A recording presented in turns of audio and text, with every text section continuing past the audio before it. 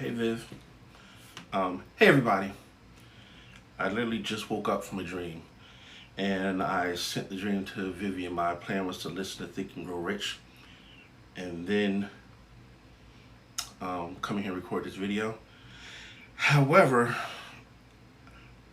when I went to go listen to Think and Grow Rich, I didn't realize it was a 10-hour audiobook and it was going to take me 5 hours to get through it by listening to it on double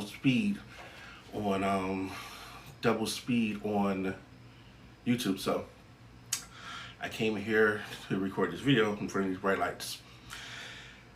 So Vivian here, I sent you the dream, but I kind of want to go over it with you. In my dream, I was living in this big old mansion, bigger and better than the house that you hear about that we had in Voorhees. You know, Voorhees had the swimming pool, the jacuzzi, the basketball court, the hot tub. It was party central. We had your mom's engagement party there. Me and Auntie Debbie got married there. We had so many different things there. Me and Uncle John, me and Uncle John partied real hard there. It was just an amazing. It was an amazing time of our life. The house was a lot of fun. I honestly didn't buy the house to live in it. I bought the house to flip it. It's just that Poppy, when he was around, he had so much fun living in that house and just enjoying it and showing off his son and how proud he was of me that I kept the house. That house was supposed to be, I got it for $400,000. At the time, I put $100,000 into it. At the time, I should have got around $850 to $1 million. So that was kind of like $500,000 in equity that I had in this house. And my taxes were almost $3,000 a month. My utility bill was a couple $1,000s a month. It was a nice house, but it was something that I really couldn't afford at that age. Like, I should have done what I originally just was going to do. I should have got the house and then flipped it, but there's no regrets because Poppy loved that house so much. Everybody got so much enjoyment out of that house that it was good while it lasted. So anyway, let me go into this dream for you real quick. I was living in this mansion. It was a huge, amazing mansion. However, I had let my mansion go down. It was, what did it say? I was living in this neighborhood with a million dollar home, so I was in a mansion. I was struggling to keep up, so I was about to leave. It was winter and I hadn't shoveled the snow. Okay. So it was this beautiful house and I wasn't even in the house. The dream started with me being over with a neighbor and I was talking to a neighbor. I don't even remember what we were talking about, but I know I leave and the neighbor kind of likes me. So I'm going to call that neighbor, we're going to call him Jack Harris. So Jack Harris is my neighbor. He's my mentor. I leave the house and I come back and it's snowing and he realizes I'm not shoveling my snow, I'm not keeping things up, and he's out there shoveling my snow for me. And I get back and it's like, man, I don't need you to shovel my snow. He said, look, man, you gotta get your house in order.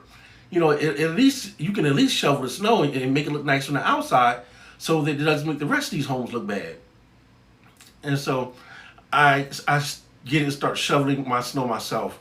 And he had kind of done most of it, but it was one little patch where it was ice, so he couldn't get it. And then I started doing it, so he left to go back. No, he didn't leave to go back home. He stops. He stops, he got most of it done. He stops and comes in the house. And when he stops and was walking me in the house, no, Ron, I'm about to walk in the house. I'm looking at him like, you about to leave? And he kind of invites himself and pushes himself into the house. And I'm like, yo, this is kind of weird. So he comes in the house. I really didn't want him in there because I didn't want anybody to see how bad my house looked on the inside. And he comes in and he's not really pressed about it. He's just, talking, having conversation. And next thing I know, his Auntie Debbie's, and this is late at night. I don't know how late at night, but I know it's late at night. I think I was tired. I was ready to go to sleep. But he was there talking to me and he wanted to have a conversation. I really didn't want to have a conversation. Next thing I know, his wife comes over and she starts talking to Aunt Debbie. And I'm talking to him, telling him how, I'm struggling to keep up the house and I'm about to let it go. I'm about to sell it. Next thing I don't know if he made a phone call or what, but I know one of these popular realtors in the community, she comes over. And next I know she's walking around live streaming a video of the house and talking about what she's going to do to sell it. And she's just going from room to room. Now, I don't know how, it's a dream, so I'm foggy. That's why I keep meaning to do it now. She was walking around the house and she's live streaming, recording. Now, mind you, I don't know what happened with me talking in the conversation with Jack. I go upstairs and do something. And the way it was situated, there was a bathroom on the second floor that I was in. But there was another layer that went up to our bedroom. It was a huge master bedroom with everything inside it. I come out, I think that's what's in the bathroom. Just say I come out of the room and I notice this lady walk me in all the rooms of the house live streaming, and then she's about to go up to the master bedroom, and Auntie Debbie, like, no, my master bedroom is a complete mess. It's a complete mess. And Auntie Debbie stops her. She said, "Look, you can go anywhere in the house, but you just can't go there." And the lady just keeps on live streaming. She goes on with her video. I walk downstairs and there's all these people in my house. And I'm getting like frustrated, annoyed because my house looks a mess. It doesn't matter that it's a mansion. It doesn't matter what it looks like, but my house is a mess, and all these people are in here looking at my mess because they're potentially wanting to buy the house. So it gets me an idea, and her students start going up, and so I get an idea. And long story short, let me see. Is there anything else I missed? Living in this neighborhood with $1 million homes, I was struggling to keep up, so I was about to leave. It was winter and I had to shovel the snow. A neighbor started doing it for me while I was coming back home. I was going in the house and he invites himself in. The house was a mess. I completely let it go on the inside. Next thing I know, Auntie Debbie is just letting the entire neighborhood. These nosy neighbors is going through my entire house now. A realtor's going around visualizing how she's going to sell the home. She's excited about all the potential it has and how much money she can make if she sells it. I'm starting to get annoyed and frustrated. The lady's about to go into our bedroom, and now Debbie stops her and telling her that's the one spot she can't go in. The lady just continues recording her video, and I go downstairs, and there's a crowd in my junky mansion who are all interested in buying it. I get an idea to pre-sell tickets to a before and after viewing, putting the house up for sale. Oh yeah, so I got this idea. I said, well, if I got all these people here, I might as well monetize this somehow. Let me go ahead and sell some tickets. Like, you got all these people here, I'm going to capitalize off it.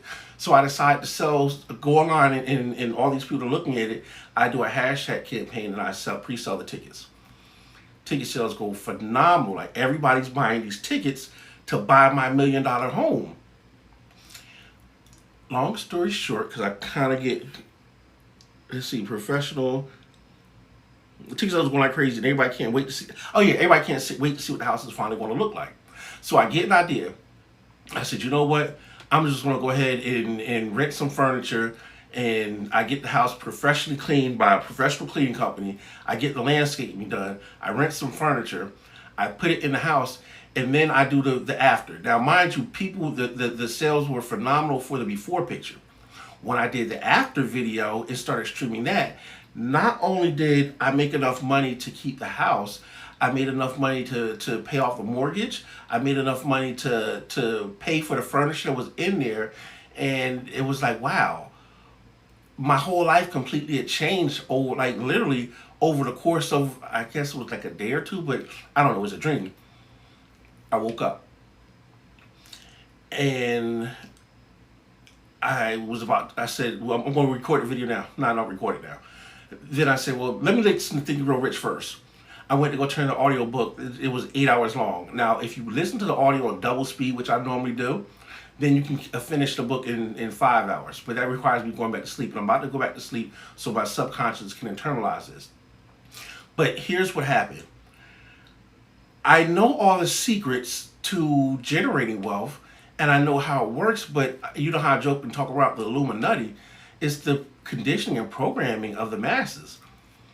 So I'm going to tell you another small story, but let's probably ask you, but I don't care about that. I'm talking to Jason yesterday. Yo, Jay, Chris, yeah, I'm talking about you. I'm talking to Jason yesterday. You've met him, probably don't remember him. He's been traveling around the world, doing amazing stuff. And I'm not going to tell you business in the second part, but he's been traveling around the world doing amazing things. And I'm telling Jason how I'm about to turn everything around, and me and him go back and forth arguing. Jason frustrates the heck out of me. He is part of the Illuminati because it's always looks and images. He's always about the visual. He's a creator, so it has to look a certain part. And I'm like, Jason, we don't have time for to look at a certain part. Let's just get it done. So I'm business, he's marketing. Well, in talking to Jason, I was telling him how I wanted to, I'm ready, finally ready, because I went through a phase in life where I didn't want any money, but I'm finally ready to turn things around. I want $1 million, and I want it by the new year. And he's laughing like, yeah, hi, I just heard that before. Well, that's really not a lot of money. And so this book, Think and Grow Rich, I know it planted the seed. I can't remember all the seeds it planted. I got to go back and listen to it again before I talk about the book and give today's assignment. But in the book, if you can conceive, then you can achieve. I think that's Think and Grow Rich. So the mind is so powerful. Anything you plant in it, the anything you plant in the conscious plants, the subconscious doesn't know whether it can or can't do it. So I'm going to put myself out there. You caught me the other day, and I was out there, and baby, you have no idea how stressed I get, because it's like every time I try to do something, I have the Illuminati with the energy vampires, and energy vampires can be people that you love to death. I bring an idea, and all they can do is shoot it down, and it's like, yo, guys, this is an amazing idea. Like, why can't we do this? And this happens all the time, baby. I should have got some water. I generate $1 million ideas, and I'm around people that are so educated, and they're so caught up in their programming and conditioning. When I present it, all they can do is shoot it down. I get frustrated, and I end up never implementing the idea because I shoot it down and I fail before I even get started. Like, I say, come on, guys, let's do this. Nah, this ain't gonna work for that reason. Come on, guys, let's just, oh, no, it's not gonna work for that reason. Come on. And then the other part is even worse, is when people say, okay, come on, let's go, let's do it. And this is where I've been stuck in for years. I get an idea because at first people knew that I could accomplish things. I had a bunch of dead weight around because everybody would come around, but I'd be the only one doing the work. So I always tell the story of the little hen who could. And that happened so much that I lost everything, because instead of me staying around the people that were movers and shakers, I started trying to come back to people that I was close to and bring them on, but they didn't have the same belief system. They saw that I achieved it, but you needed a real estate license. You needed to know how to do computers. You needed all these skills they didn't have, and they were willing to invest in it. They just wanted to come around me and do things their way and reap the same benefits of what I was doing, just off of being around. But long story short, I lost everything. Not because of, I lost everything, baby girl. Now I'm reteaching myself everything I knew before so I can teach you. So the other night when you caught me, and I'm just going to say, because I don't want to embarrass mommy and grandma, you caught me in one of my vices. It was a wake-up call to me, and it was like, yo, dude, you got to get this stuff together. You got to get it together fast, because you have these babies, and you need to make sure that everything is in place in the order for them. You have Vivian, she's counting on you. She really wants to do this stuff. She believes in you wholeheartedly. So, sweetheart, it's your little bit of faith in me that's now putting me on to another level. I don't care how the world sees me, because yes, I'm here recording this video in my wife beater or my t-shirt, because you see me like this all the time, and you don't care about my outward appearance. The world cares about your outward appearance and how things look. I'm building my inner circle right now, sweetheart. This is not going out to the world. This is only for close friends and family that say, hey, look, I don't care about how your mansion looks on the outside. I don't care how it looks on the inside. I want your mansion. I want to buy your mansion because you don't appreciate the value that it has. Here, let me have it. And so now, because everybody wants to pick my brains for free information, this century, in this digital age right now, the internet and YouTube has ushered in so much information and knowledge. The way I had to do it before, I had to go study, I had to go be an apprentice, I had to learn, I had to have the world tell me I was qualified to do it, whether it was a college degree, whether it was a real estate license, an insurance license, like the world had to validate me. As I study this internet marketing, doing this stuff for you, you have all these gurus right now that's online teaching people how to do stuff to make money. What they did was they listened to a guru. A guru told them how to make money, and then the way they make money is they sell dreams. It's the greatest thing in the world. I used to hate it, and I'll tell you a little more when we're doing a Kiyosaki training, but I used to hate that because like you're selling dreams, but you're not really telling people how to do it. They are telling people how to do it. They're saying, look, just go sell a dream. Look, the reason I got it is because I had a dream. I thought I could do it, and then I just went out and did it. So I planted that seed in somebody else, and they thought they could do it, and they just went out and did it. And then it goes downhill because you plant that seed, like network marketing. I used to hate network marketing. I still don't do it because I don't really believe in most of the products. But the philosophy is perfect. You plant a dream with somebody else, they plant it with somebody else, you keep on going, it grows exponentially. Here's where it stops growing exponentially. When somebody doesn't have the right mindset. And when they start building people in their organizations that don't have the right mindset. And it's like, you're trying to go and say, come on guys, I bought this dream. Hey, you buy it too. And then you bring people into your organization. They not necessarily bought into the dream because of their programming. They're so conditioned that it's a scam. And the people around them are so conditioned. Not the person that comes in has bought the dream. But they're trying to sell to a group of people that know them personally, so they don't necessarily believe in that they can do it. Or you don't bought into a dream. All they did was hustle you a dream. And because those energy vampires, and the energy vampires don't even know that they're doing that. They're not doing it on purpose. They're doing it because that's how they're conditioned. And so in network marketing, a big thing is you don't ever, if you don't have it all, you introduce somebody who does have it all.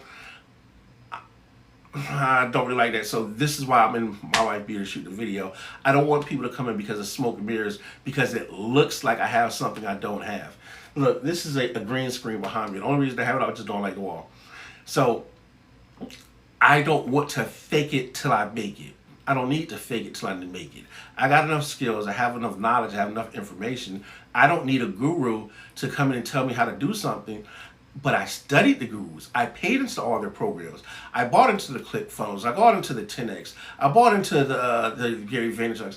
Not because I was waiting for them to teach me something, because I know how to do all this stuff myself, because I wanted, well, they did teach me something. I learned how they were selling dreams. I learned how they were just inspiring people. I learned how they're just motivating people. Like back in the day, I got this stuff listening to Tony Robbins, listening to Les Brown, listening to Napoleon Hill, listening to Robert Kiyosaki, listening to all these people back then, and I was disappointed because it's like, yo, they never taught me how to do anything, so I thought. All they did was teach me how, they sold me a dream. Selling hope is a $38 billion industry, sweetheart. $38 billion. Now, the Illuminati will have you, and that's the educated people that have paid their dues to society, so they have to wait their turn and go the proper route. They'll tell you, oh, no, that's not the right way, because their programmers have told them that. And that's the oppressors that want to keep them aligned and keep them conditioned. Like, no, you come work for me. You come get your job. You do this. Their mind isn't there. Their mind is a condition. I want you to get it, sweetheart. And I want you to teach it to the other babies. If something happens to me, I want you to take these videos and I want you to make it so that your children and their children can see it. And I'm making you a promise right now that I'm going to give it my all, and I'm going to keep on going. I'm not going to pay attention to what anybody tells me. I'm going to make sure that I turn my weight around, health, wealth, and happiness, our finances, so that we never have to have a situation of wanting. This is a world of abundance. We don't live in scarcity. The Illuminati is scarcity. The Order Big Homie is abundance. There is so much to go around. We just want to go ahead and get it. So now I'm not sleepy anymore. I'm going to go ahead and listen to this Think Real Rich. It's, what, 3:26 right now. I'm listening to this Think Real Rich. It'll be 8 o'clock by then. I'll go get my walk on, and then I'll come and give you today's assignment. So, Viv, love you, babe. Sorry to text you so late in the morning, but I want to make sure I recorded it and you got this. And anybody else who is listening and watching this, Hey guys, I'm being very transparent, open, and I want you to know this is my iPhone I'm recording it on. But I do have a tripod, but you don't need a tripod. You can just have anything. Start recording your journey. Start recording what you're doing. Start telling others. Don't worry about how things look on the outside. Don't worry about all that. People want to buy your dreams, so tell your story and package it correctly. By the time you get through the War Academy, I'm going to give you all the skills that are necessary so that you can go out and turn your life around and understand that money is nothing but a tool. Don't work for money. Make sure money works for you. If you go through this freshman training, you'll start understanding that. I'm not doing the videos and teaching this stuff myself because I want you to learn, listen to the people that I got it from. They have a look and image. I don't have a look and image. I got the knowledge. I got the mansion. Anyway, it's late. Holler at y'all later. Peace. Oh man, I think the AC went off because it's in here sweating. Whew. Anyway, holler at y'all later. Peace.